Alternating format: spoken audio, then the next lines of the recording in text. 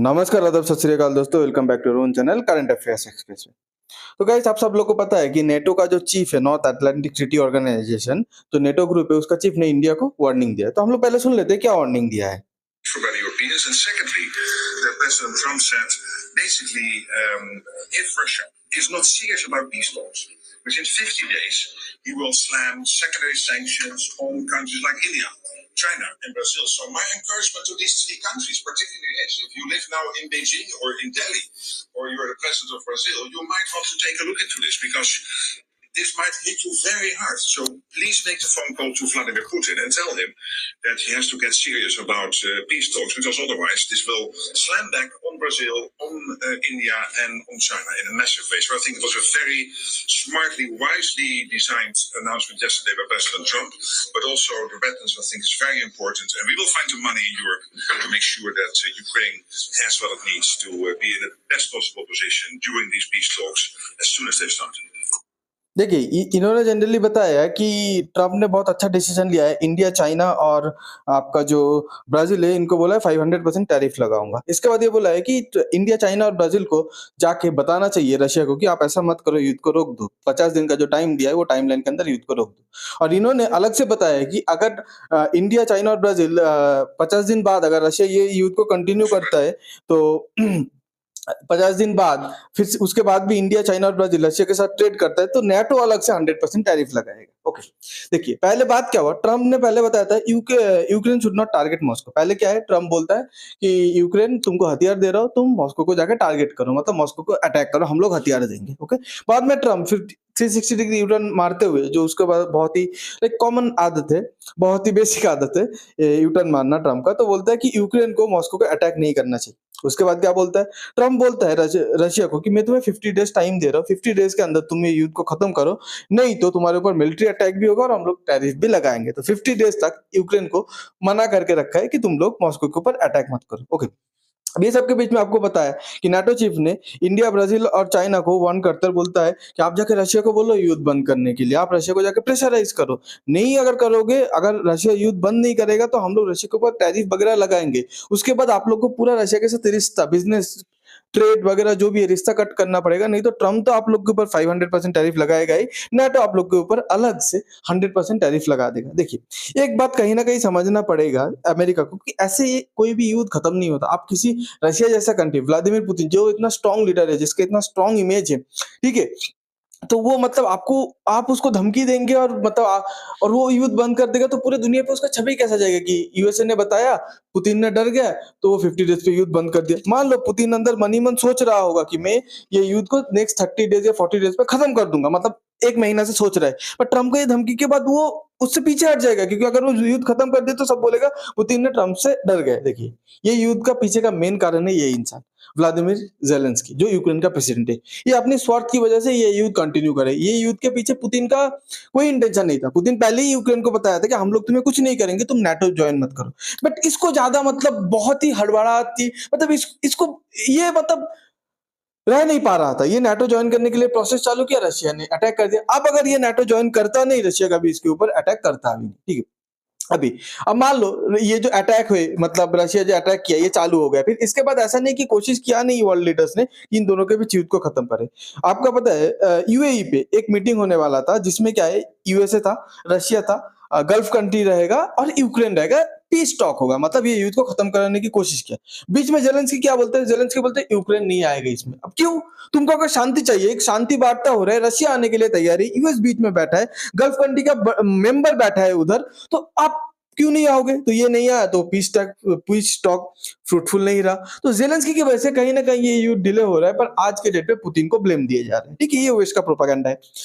तो ये सब देखे चाइना ने क्या बताया, देखे चाइना ने मिनिस्ट्री ऑफ एक्सटर्नल अफेयर्स ने बताया कि आपका फाइनेंस मिनिस्टर ने बताया, मिनिस्टर ऑफ एक्सटर्नल अफेयर्स ने भी बताया। क्या बताते, China firmly oppose illicit unilateral sanction, मतलब बोलते चाइना ये जो सैंक्शन है 500% का जो टैरिफ है, रशिया इशू को लेके धमकी दे रहा है यूएसए, तो इसको एकदम मानता नहीं है चाइना, ठीक है, चाइना इसको रिजेक्ट कर दिया। ओके, अब इंडिया की बारी है। इंडिया इसको बहुत सुना है। देखिए, पहली बात है, इंडिया और नाटो के बीच रिलेशन खराब नहीं है, पर पता नहीं नाटो चीफ डोनाल्ड ट्रंप की पॉलिसी की वजह से, डोनाल्ड ट्रंप की माइंडसेट की वजह से, उसको सेटिस्फाई करने की चक्कर पे अपना रिलेशन इंडिया के साथ, चाइना के साथ क्यों बिगाड़ रहे हैं। एनीवे देखिए, caution against double standard India और नाटोज रशिया ट्रेड वार्निंग। तो इंडिया क्या बोलता है कि नाटो को बोलता है कि आपका ये डबल डबल स्टैंडर्ड से ना हम लोग को सतर्क हो जाना चाहिए, क्योंकि आप बहुत डबल स्टैंडर्ड बात करते हो। अभी हम लोग देखेंगे डबल स्टैंडर्ड क्या है। पहले हम लोग देखते हैं, हम लोग का जो हम लोग रशिया से ज्यादातर ऑयल खरीदते, तो नाटो ने बोला ऑयल खरीदना बंद कर दो। तब ये क्वेश्चन उठा है, अगर ऑयल खरीदना बंद कर देंगे तो क्या हम लोग की कंट्री पे ऑयल का शॉर्टेज हो जाएगा, ऑयल प्राइस बढ़ जाएगा। तो हम लोग का जब पेट्रोलियम मिनिस्टर को जब पूछा जाता है, ठीक है, हरदीप सिंह पुरी जी को, कि उन्होंने बताया कि नहीं, India will meet oil needs, मतलब इंडिया को जितना जरूरत है तेल का, इंडिया के पास उतना ही तेल रहेगा और हम लोग रशिया से खरीदेंगे, ठीक है। हम लोग ये जो ट्रम्प का नाटो का जो डबल स्टैंडर्ड वाला थ्रेट है, इसको हम लोग नहीं मानेंगे, ठीक है।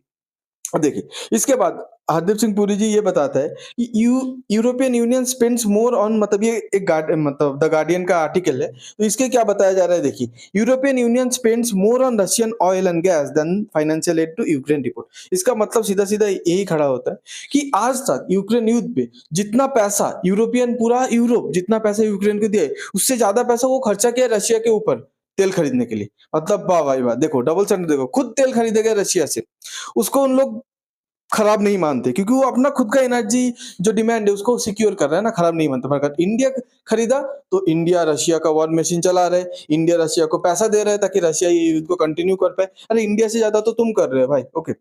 उसके बाद ये 2014 का आर्टिकल है, ये आर्टिकल देखिए, रशियन ऑयल फाइंड इट्स वे, सॉरी थोड़ा सा कट गया है, मैं पढ़ के बता रहा हूँ। Russian oil finds its way to Europe via India, India now biggest exporter of fuel to European Union. अब देखिए, यूरोपियन यूनियन पूरे दुनिया को ये दिखाने की कोशिश की हम लोग तो रशियन ऑयल बाई नहीं कर रहे, बट पीछे पीछे क्या देखा गया कि इंडिया से आप यूरोपियन यूनियन ऑयल बाई कर रहे हैं। अब इंडिया तो खुद ऑयल प्रोड्यूस करता नहीं, तो इंडिया से जो ऑयल बाई कर रहे हैं वो किसका ऑयल है, इंडिया से रशिया ऑयल आता है, और सेम ऑयल उन लोग थोड़ा ज्यादा पैसा देके इंडिया से खरीदते हैं। मतलब उन लोग को पता नहीं है कि उन लोग रशियन ऑयल एक वाया एक इंडिया खरीद रहे हैं, सब पता है, फिर भी दुनिया को दिखाना है, ठीक है।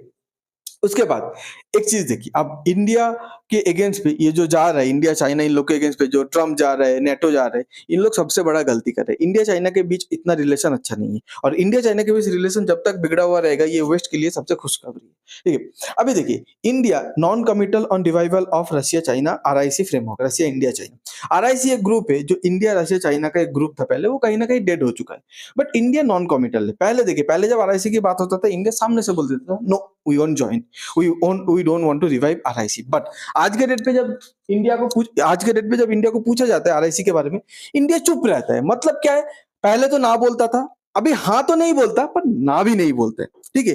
पहले जब आरआईसी की बात पहले रशिया ने उठाई कि आरआईसी को फिर से रिवाइव करते, बट उस टाइम पे ना इंडिया कुछ रिस्पॉन्स दिया, ना चाइना कुछ रिस्पॉन्स दिया। आज के डेट पे देखिए, ये आज का ही आर्टिकल है, ओके, जुलाई 18 का।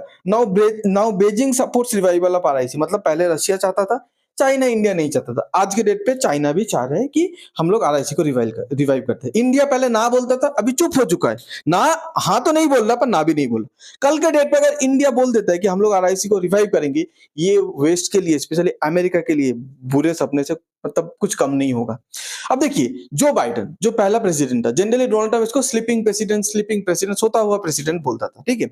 अब देखिए, एक क्वेश्चन उठेगा कि जो बाइडेन के कार्यकाल पे इंडिया चाइना के बीच जो गैप है वो बड़ा तो नहीं, पर क्लोज भी नहीं हुआ, तो इंडिया चाइना का भी क्लोज नहीं आ पाया था। तो डोनाल्ड ट्रम्प को यह बताया जाएगा कि अमेरिका जो इतना पैसा खर्चा किया, इतना रिसोर्स खर्चा किया सालों से इंडिया चाइना को अलग करने के लिए, और जो सक्सेसफुल हो भी गया था, इंडिया चाइना अलग रह रहा था अपने अपने तरीके से, तो आज डोनाल्ड ट्रम्प की नीति की वजह से मतलब कई दशकों का 10 इयर्स 20 इयर्स का मेहनत मतलब 1-2 महीने पे खत्म हो गया। तो सब यही क्वेश्चन करेगा, जो बाइडेन भले ही सोता था, पर ट्रम्प से तो अच्छा था, अमेरिका का मतलब हित पे काम करता था, अमेरिका के लिए काम करता था, अमेरिका के अगेंस्ट पे काम नहीं करता था, ठीक है।